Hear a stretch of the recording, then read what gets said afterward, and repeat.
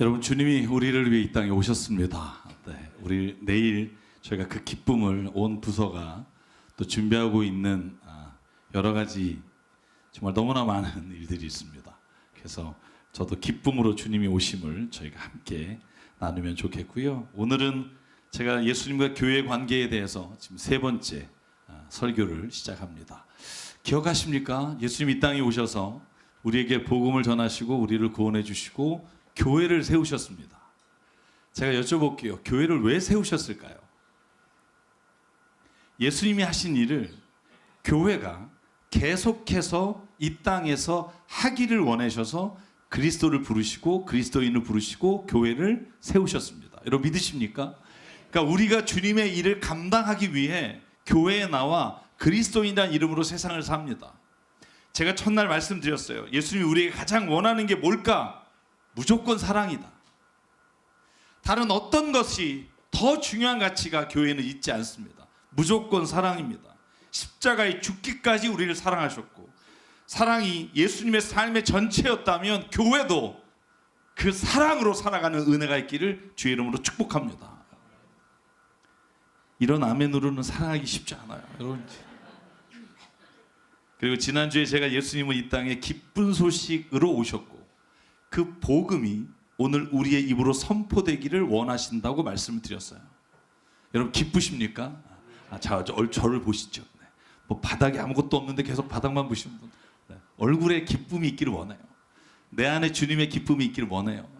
기쁜 소식을 받은 사람이 우울한 마음이 아니라 그 기쁨으로 내 삶이 이어지기를 하나님 앞에서 간구하며 살기를 주의 이름으로 축복합니다. 기뻐지려면 내 안에 주의 복음으로 기쁨이 있어야 돼요. 여러분, 그래서 제가 여러분에게 이 복음에 선포하는 기쁨이 있기를 바란다고 설교했는데 오늘 정말 복음으로 새로우신 분들이 많은 것 같아요. 물론 여전히 온라인으로 예배하시는 분도 주의 이름으로 사랑합니다만 내일은 오신다고 하시는 분이 정말 많아요. 그래서 약간 자리를 걱정해야 될 정도인데 그 예배를 한번 우리가 함께 모여서 예배 드릴 때 그 복음의 선포자가 되기를 소망합니다. 오늘은 예수께서 이 세상에 오셔서 무엇을 교회에 가르쳐 주시고 무엇을 행하기를 원하실까? 섬김입니다. 여러분, 성경 이렇게 말합니다. 예수님은 이 세상에 섬김의 본을 보이기 위해 오셨다. 예수님은 이 세상에서 가장 낮은 사람들을 섬기며 사셨습니다. 여러분, 예수님의 제자들을 한번 면면히 보실래요? 예수님 제자 중에요, 떵떵거리며 세상에서 자랑할 만한 거리가 있던 사람들이 있었습니까? 없었어요. 여러분, 예수님은요 높은 지위와 학식을 있는 사람을 선택해서 제자로 삼지 않으셨고요. 만약에 그랬다면 요한복음 4장에 야밤에 자기를 찾아온 니고데모, 그 뛰어난 관원에게 아마 예수님은 내 제자가 되라 말씀하셨겠죠. 안 하세요. 여러분, 마리마 대 요셉이 마지막에 예수께 자기의 여러분 묘를 내놓잖아요. 그 사람도 예수님의 제자가 되라고 말씀하지 않으셨어요. 여러분, 성경에 보면 마태복음 19장에 젊다고 되어 있고 누가복음 18장에는 관원이라고 되어 있는 이 젊은 관원이 예수께 와서 내가 어떻게 해야 됩니까? 라고 물을 때 너가 가진 모든 소유를 팔아 가난한 자에게 나눠주고 나를 따르라. 그때 성경에 뭐라고 되어 있어요? 누가복음 19장에 그는 예수님을 따라가지 않아요.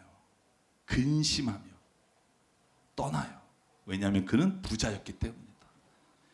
여러분, 예수님이요 제자로 삼으신 한 분 한 분을 보면 다 부족한 사람이에요. 그러니까 부족한 저도 여기에서 말씀을 전할 수 있는 거예요. 여러분도 부족하지만 예수님이 받아주셔서 예배 자리에 나오게 되신 줄 믿습니다. 왜 그러셨을까? 예수님은요 섬기는 자가 되기를 원하셨기 때문이에요. 여러분, 예수님이 잡히시던 날 저녁에 제자들과 함께 성만찬 하시기 전에 발을 닦아주세요. 요한복음 13장에는 이걸 이렇게 표현합니다. 예수께서는 아버지께서 모든 것을 자기 손에 맡기신 것과 자기가 하나님께로부터 왔다가 하나님께 돌아가야 된다는 걸 아시고 잡수시던 자리에서 일어나 겉옷을 벗고 수건을 가져다가 허리에 두르셨다. 그리고 대야에 물을 떠다가 제자의 발을 씻기시고 그 두른 수건으로 닦아주셨다. 여러분, 이건 우리가 읽을 때 막 와 이런 생각 안 들죠? 더럽게 발을 예전에 제가 세족식을 CTS 방송에서 한 적이 있어요. 위크 때 모든 스태프들 발을 닦아주는. 그래서 우리가 파송을 합니다. 이렇게 했는데 어떤 분이 그러시더라고요. 발은 좀 못 닦겠다고. 내가 발을 남한테 내줘 본 적이 없대요. 아니 뭘 이걸 내주기까지 해야 되는. 그래서 못한 적이 있어요. 그분은 빼고 다른 분으로 한 적이 있어요. 이 쉬운 일이 아니에요. 그런데 그 당시엔 더 했다고요. 왜냐하면 고대 근동의 팔레스틴의 자료를 보면 그 집에 손님이 들어왔을 때 발을 닦아주는데, 여러분 이스라엘은 뭘 신고 다녀요? 샌들을 신어요. 양말을 신어요, 안 신어요? 없어요. 그러면 맨발로 샌들 신고 들어온 사람이 집에 들어왔을 때 그 발을 닦아줘야 되는데, 그 일을 하는 사람은 여러분 문헌에 보면 가장 그 집에서도 천한 종이 닦아주게 돼 있어요. 만약에 종이 없는 집이다 그러면 그 집에 가장 서열이 낮은 사람이 발을 닦아주게 돼 있다라고 돼 있더라고요. 그런데 여러분 자기의 스승이 제자인 나의 발을 닦아준다는 거예요. 여러분 이건 기겁을 할 일이에요. 그리고 여러분 예수님이 발을 닦아준다고 하니까 기겁한 사람이 누구예요? 베드로잖아요. 여러분 6절 7절을 보면 베드로가 이렇게 주님께 말해요. 주님 내 발을 진짜 씻기려는 겁니까? 이게 레알 뭐 이런 거죠. 이거 진짜예요? 그런 거예요. 그러니까 예수님이 뭐라 그래요? 내가 하는 일은 지금은 네가 알지 못할 수 있으나 나중엔 알게 될 거야. 여러분 이렇게 말했음에도 불구하고 베드로의 반응은요, 8절에 보면 펄쩍 뜁니다. 절대로라는 말을 써요. 아닙니다. 주님 내 발은 절대 못 씻습니다. 제가 씻겨 드려야죠. 어떻게 예수님이 우리 발을 씻습니까? 그때 예수님의 대답이 뭔지 아세요? 같이 한번 읽을게요. 9절 시작. 그러자 시몬 베드로는 예수께 이렇게 말하였다. 주님 내 발뿐만 아니라 손과 머리까지도 씻겨 주십시오. 이 말을 왜 하게 됐죠? 예수님이 이렇게 말해요. 내가 너를 씻지 않으면 너 아무 상관이 없다. 자, 베드로다워요. 그러니까 손 닦고 잘래. 아무 상관이 없다. 여러분 저는 이 말을 좀 곰곰이 생각해 봐요. 뭐냐 하면 우리가 예수님을 따른다고 말하지만 진짜 예수님이 우리로 하여금 이 섬김의 삶에 살기를 원한다고 할 때 살아갈 수 있냐는 거예요. 여러분 13절부터 15절까지가 예수께서 하시고자 하시는 말씀의 핵심이에요. 발을 닦아주신 이유, 너희가 나를 선생님 또는 주님이라 부른다. 그것 옳은 말이다. 내가 사실로 그러하다. 주이며 선생인 내가 너희의 발을 씻겨 주었으니 너희도 서로 남의 발을 씻겨 주어야 한다. 내가 너희에게 한 것과 같이 너희도 이렇게 하라고 내가 본을 보여준 것이다. 아멘. 내가 너희 발을 닦아주는 거 부담스럽니? 내가 이렇게 하는 이유는 너희도 다른 사람의 발을 닦아주라고 본을 보여준 것이다. 제가 오늘 그 설교의 제목을 뭐라고 정했냐면 섬김의 본과 섬김의 삶이라고 정했어요. 예수께서 우리에게 보여주신 그 섬김의 본을 살아가는 게 누구예요? 그리스도인이에요. 그 사람들이 모인 곳이 어디예요? 교회인 줄 믿습니다. 여러분이 진정으로 주님을 따르는 자가 되기 원한다면 주님이 우리에게 요구하십니다. 당신도 누군가를 섬기는 자리에 있기 원합니다. 예수님은요 매일 우리에게 말씀하신 내용이 뭐냐 하면 섬기는 사람이 되라는 거예요. 여러분 마가복음 10장 43절에 똑같은 얘기를 예수께서 반복하세요. 너희끼리는 그렇게 해서는 안 된다. 너희 가운데 누구든지 위대하게 되고자 하는 사람은 너희를 섬기는 사람이 되고, 너희 가운데 누구든지 으뜸이 되고자 하는 사람은 모든 사람의 종이 되어야 하느니라. 아멘. 45절 인자는 섬김을 받으러 온 것이 아니라 섬기러 왔으며 많은 사람을 구원하기 위해 몸값으로 자기의 목숨을 내주러 왔다.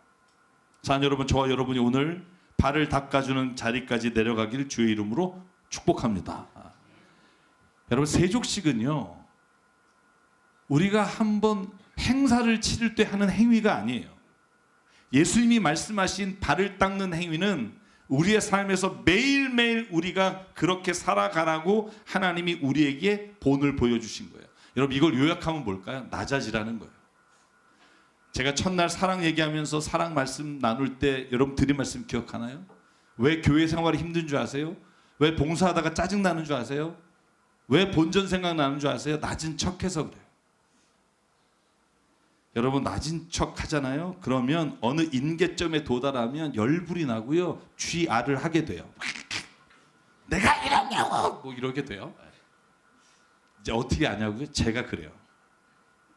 제가요 목사로서 살다가 정말 겸손한 척 하다가 정말 내가 겸손해지는 모습을 보였는데도 상대방이 나를 무시하면 열불이 나요. 이게 진짜 나를 낮은 줄 아네? 뭐 이런 거죠. 보자 하니까 보이네 뭐 이런 거예요. 이게 언제까지 그러냐 하면 성령 안에서 내가 인치심을 받기까지, 성령의 인도하심을 따라 일하기 전까지는 이 마음이 변하지 않아요. 여러분 기억하십시오. 봉사는요 내가 하고 싶다고 하는 거라고 생각할지 모르지만 그건 세상의 봉사예요. 주님의 봉사는요 내가 하고 싶어서 하는 것으로 시작할 수 있으나 주님의 섬김과 봉사는요 주님이 나로 하여금 하실 수 있는 신앙의 자리까지 가야 그 일을 감당할 수 있어요. 여러분 예수 그리스도께서 십자가에 죽었습니다. 그러니 내가 주님과 함께 십자가에 죽었습니다라고 고백하는 건 나는 십자가에 죽어야만 되는 인간이고 내가 십자가에 죽을 수밖에 없는데 하나님이 나를 살려주셨다는 은혜와 감격이 있어야 내가 섬길 수 있어요. 예수님은 죄인을 구원하시기 위해 세상에 오셨습니다. 매일 우리가 고백하잖아요. 설교 때마다 말해요. 그런데 그 죄인을 우리는 어떻게 생각하는 줄 알아요? 저 집사, 그지? 저 사람을 위해서 주님이 죽어주셨어. 그죠? 여러분 죄인이 바로 나예요. 세상에 나쁜 사람을 위해 주님이 오신 게 아니라 그 쓰레기와 같은 나를 구원하시기 오셨고 그 내가 죄인이라는 걸 고백하는 순간 은혜가 내게 임하며 내가 죄인이라고 말할 때 그 나쁜 사람이라고 말할 때 주님의 구원의 은혜가 내게 감격이 되고 내가 그 마음을 가지고 다른 사람에게 나아갈 때 그 섬김에는 제한이 없어요. 섬김에는 불편함이 없어요. 나를 때로는 섬길 때 무시하거나 아니면 내가 섬길 때 또 섬기라고 함으로 인해 기분이 나빠지지 않아요. 왜? 그게 우리 안에서 성령께서 나를 이끌어 주시기 때문이에요. 나는 더 이상 다른 사람을 비난할 자격과 정죄할 자격이 없어요. 왜? 나는 이미 예수 그리스도의 은혜가 아니면 세상에 가장 더러운 자로 살 수밖에 없는 마음과 정욕이 있는 걸 알기 때문에. 사실 여러분 그래서 사도 바울이 예수님의 섬김을 바라보면서 로마에 있는 성도에게 쓴 편지가 오늘 저희가 읽은 내용이에요. 로마서 12장. 형제 사랑으로 서로 다정하게 대하며 존경하기를 서로 먼저 하십시오. 열심을 내어 부지런히 일하며 성령의 뜨거워진 마음을 가지고 주님을 섬기십시오. 할렐루야. 주님을 섬길 때도 내 힘으로 하는 게 아니에요. 그건 한계가 있다고요. 여러분 그렇게 한번 해보시라고요. 집에서요 자녀들 아니면 남편 아내를요 내가 진짜 화 안 내야지. 여러분 한번 여러분 카운트 해보세요. 며칠 갈 수 있나. 내 힘으로는 안 돼요. 오늘 우리에게 바울이 말하는 게 뭐냐면 성령의 뜨거워진 마음으로 섬기라는 거예요. 그러면 할 수 있어요.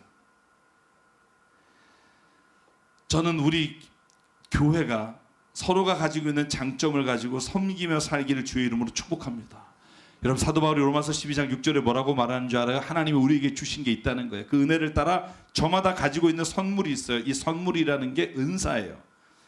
가령 예언이면 믿음의 정도에 맞게 하시고, 섬기는 일이면 섬기는 일을 열심히 하시고, 가르치는 일, 권면하는 일, 나누어주는 일, 지도하는 일, 자선을 베푸는 일을 정말로 하나님 앞에서 주신 은사대로 행할 때 하나님은 그 안에 역사하신다는 거예요. 여러분 이 말씀 믿으십니까? 저 어제요 진짜 코로나 지나고 저희가 크리스마스 부서별로 발표하고 성가대 칸타타하고 또 청년들이 지금 연극 연습, 성극 연습을 정말 지금 몇 달째 하고 있잖아요. 어제 제가 그냥 가만히 보는데 막 은혜가 되는 거예요. 청년들은 아침 9시부터 그 일찍 나와서 저희가 어제 새벽 예배 끝나고 찬을 하는데 그때 와서부터 연습하고 막 여기 조명까지 다 해서 저도 잠깐 한 30초 출연하는데 틀렸다고 욕 바가지로 먹고 목사님 왜 그따위로 하시냐고 그래서 그렇게 하고 또 나가니까 여선교회가 와서 저 밖에서 또 춤 연습한다고 되지도 않는 춤을 막 이렇게 추시고 이렇게 해서 불 꺼놓고 여기 어두운데 또 청소하는 팀은 어두워도 하실 수 있다고 그 어두운데도 청소하시면서 흐뭇하게 보시고, 우리 더러운데 청소하는데 저것들은 밝은 데서 밥 먹으면서 춤추고 막 이게 아니라 그냥 흐뭇하게 자기가 섬기는 일이 너무 행복한 모습을 보면서 제가 목회자로서 그냥 그런 생각 들었어요.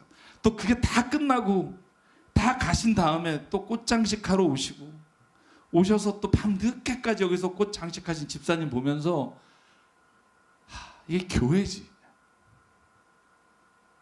교회는요, 어떤 때 빛나는 줄 아세요? 서로가 섬길 때 빛나요. 누가 높아져서 박수 받을 때 빛나는 곳은 세상이고요, 낮아져서 섬길 때 빛나는 것이 교회예요. 여러분, 저는 간절히 바랍니다. 어제 만났던, 어제 이곳에서 행했던 여러분의 모습이 좋을 때만이 아니라 힘들 때도 변하지 않기를 주의 이름으로 축복합니다. 여러분, 누군가가 헌신하며 그리고 섬길 때 은혜가 임해요. 제가 근데 오늘 드리고 싶은 말씀이 이거예요. 여러분, 정말 주님의 은혜를 체험하셨습니까? 주님의 은혜가 임하기를 원하십니까? 진짜? 여러분, 예수님이요, 태어나시기 전에 그 엄마 마리아에게 은혜가 임해요. 제가 읽어드릴게요. 마태복음 1장 30절이에요. 천사가 마리아에게는 말해요. 두려워하지 마라. 마리아야, 그대는 하나님의 은혜를 입었다. 보아라, 그대가 잉태의 아들을 낳을 터니 그의 이름을 예수로 하라. 자, 여러분에게 여쭤볼게요. 이게 은혜예요? 여러분의 딸이 아직 결혼 안 했는데 와서 엄마에게, 엄마, 나 아기가 생겼어. 하나님의 은혜래. 그럼 여러분, 은혜구나 이러겠어요? 지금 약혼자가 있어요. 그런데 약혼한 자와 아직 혼인해서 잠자리도 치르지 않았는데 천사가 하나님의 은혜가 너에게 임했대요. 그 은혜가 뭔 길 들어봤더니 애를 가졌대요. 여러분, 이걸 은혜로 받아들일 수 있는 사람이 몇 명이나 될까요? 여러분, 그거 아세요? 저와 여러분은요, 하나님의 선택적 은혜를 기다린다고요. 나에게 좋은 은혜, 돈이 좀 생기는 은혜, 자식이 잘 되는 은혜, 뭔가 길이 열리는 은혜, 그 은혜면 내가 받아들이지만 내가 원하지 않는 은혜가 내게 온다고 하면 누가 기쁨으로 아멘 하겠냐고요. 여러분, 하나님이 우리에게 원하시는 은혜는요, 하나님이 주시는 모든 것은 선하심에 감사함으로 받으면 버릴 것이 없나니, 하나님이 주신 것이 그것이 때로는 내게 고통일 수 있고, 때로는 내가 낮아져서 사람들의 멸시와 천대를 받는 자리에 갈 수도 있고, 사도 바울처럼 맡김이 되어 묶은 자가 되어 하나님의 역사를 이루게 고난을 당할 수도 있으나, 하나님의 사람들은 이것을 뭐라고 말하냐면 은혜라고 말해요. 왜? 이걸 통해 하나님은 일하실 줄 믿기 때문에. 여러분, 예수님의 십자가가 예수님께 은혜예요. 그가 십자가에 죽는 것이 왜 은혜가 돼요? 하나님의 구원의 역사를 이루기 때문에. 사랑 여러분, 저와 여러분에게 이제 선택적 은혜가 아니라 하나님의 주신 것이 나에겐 은혜입니다라고 고백하며, 내가 지금 주어진 삶의 자리에 내가 만족하지 못하는 모든 것들도 하나님의 은혜와 역사의 자리로 바뀌는 은혜가 있길 주의 이름으로 축복합니다. 예수가 십자가의 길을 은혜로 받아들일 수 있었던 것은 하나님을 믿었기 때문이에요. 김진사 목사님이 새벽에 대강절 때 하나님 어찌하여 나를 버리시나이까, 인간이 외쳐야 될 그 고난을, 그 외침을 예수님이 대신 외쳐주심으로 하나님 나를 버리신 것이 아니라 구원을 이루시는 길인 줄 믿습니다라고 할 때 그 길이 은혜가 돼요. 사랑 여러분, 우리도 때로 우리의 인생길에 고통과 내가 생각하지 못하는 것이 임할 때에도 오늘 마태복음 1장 38절에 마리아의 고백이 있기를 원해요.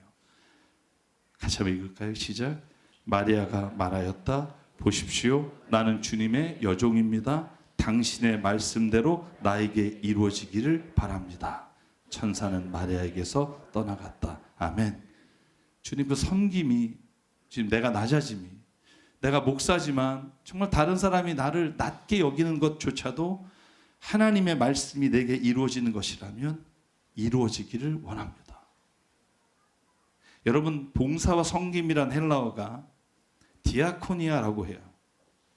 여러분, 디아코니라는 단어가 섬김이라는 단어예요. 봉사라는 단어로 쓰여요. 근데 봉사하는 사람, 섬기는 사람을 디아코노스라고 하는데, 여러분 이 원어를 분석해 놓은 걸 보니까 은혜가 돼요. 여러분 디아코노스가 두 단어의 합성인데 디아라는 단어가 뚫고 가다 지나간다는 거예요. 코노스가 뭔지 아세요? 먼지라고 해요.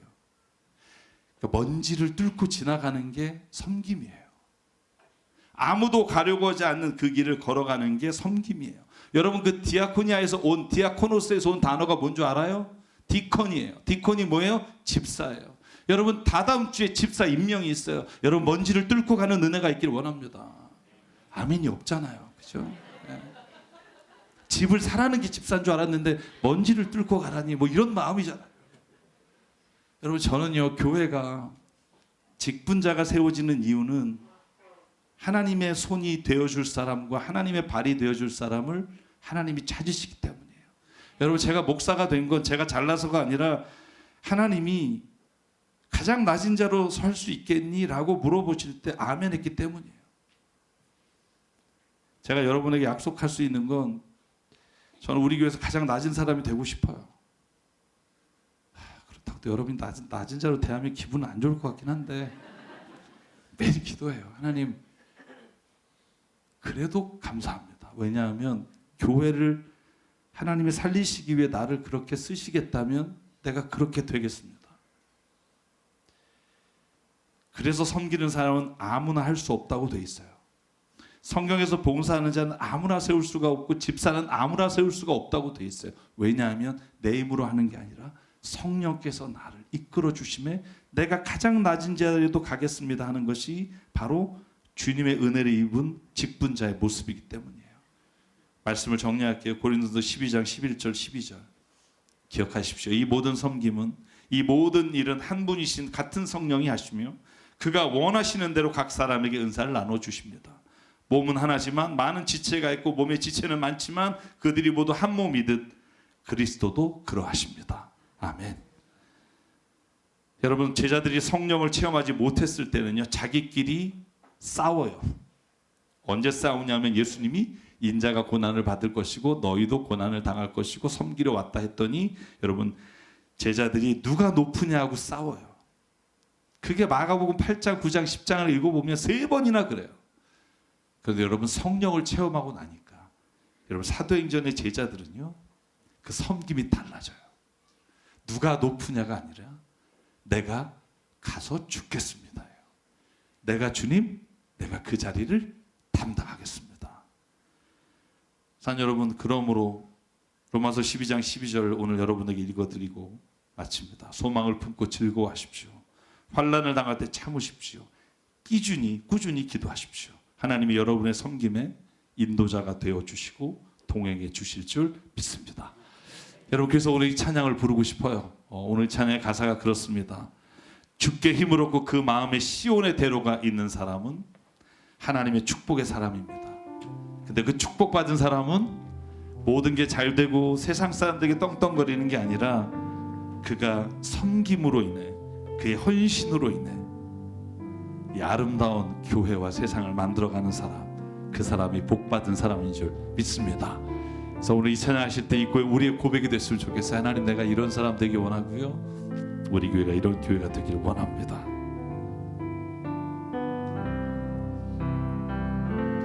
주께 힘을 얻고 그 마음에 시온의 대로가 있는 그대는 아멘.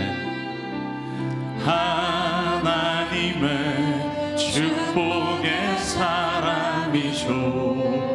주님 그대를 너무 기뻐하시죠.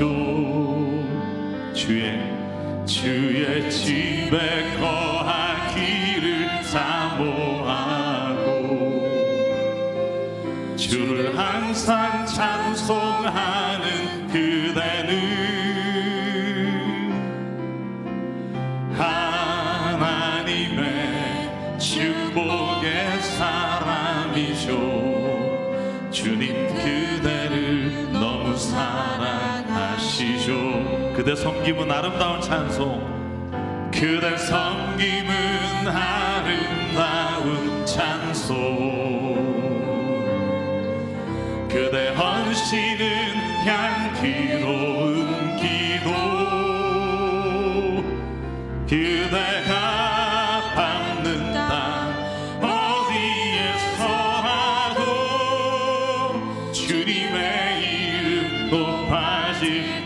옆에 사람에게 한번 할게요. 그대 섬김은 아름다운 참. 우리 좀 섬깁시다. 그대 헌신은 향기로운 기도. 그대가 밟는 땅 어디에서라도 주님의 이름. 우리 일어나서 우리 이렇게 봉헌하면서 한 번 더 찬양할게요. 주께 힘을 얻고, 주께 힘을 얻고 그 마음에 시온의 대로가 있는 그대는 하나님의 축복의 사람이죠. 주님 그대를 너무 기뻐하시죠. 주의 집에 거하기를 사모하고 주를 항상 찬송하는 그대는 하나님의 축복의 사람이죠. 주님 그대를 너무 사랑하시죠. 마지막으로 고백할게요. 그대 섬김은 아름다운 찬송. 그대 헌신은 향기로운 기도. 그대가 밟는 땅 어디에서라도 주님의 이름 높아질 거예요. 우리 각각 기도하실 때 하나님, 나에게 성령님 오셔서 내 모든 교만과 내 욕심과 정을 절망과 모든 것들 하나님 이 시간 예수 그리스도의 이름으로 무너지게 하시고, 주님 내 마음에 주의 성령으로 섬기며 사랑하며 살기를 원합니다. 오늘 우리 교회가 그렇게 주님 안에서 사랑하며 섬기며 하나님의 나라를 이루어가기 원합니다. 내가 그 일을 감당하는 자 되게 해달라고 우리 이 시간 한 목소리로 하나님 앞에 잠깐 통성으로 기도하겠습니다. 상관의 하나님 감사합니다. 아버지 하나님, 오늘도 우리를 불러주시고 아버지 정말 하나님 세상 교회를 통해 주의 은혜와 사랑을 나누게 하시고 아버지 하나님 무엇보다 우리 하나님 주님의 그 마음을 주셔서 아버지 세상의 가장 낮은 자리에 오셔서 아버지 말구에 태어나시며 아버지 가장 낮은 자로 이 세상 가운데 오셔서 하나님 아버지 우리를 구하신 주님 아버지의 시간 기억하고 아버지 나를 통해 하나님의 역사해 주시고 아버지 정말 나를 통해 하나님의 은혜가 나를 자리에 주셔서 성령 가운데 나를 도와주시옵소서.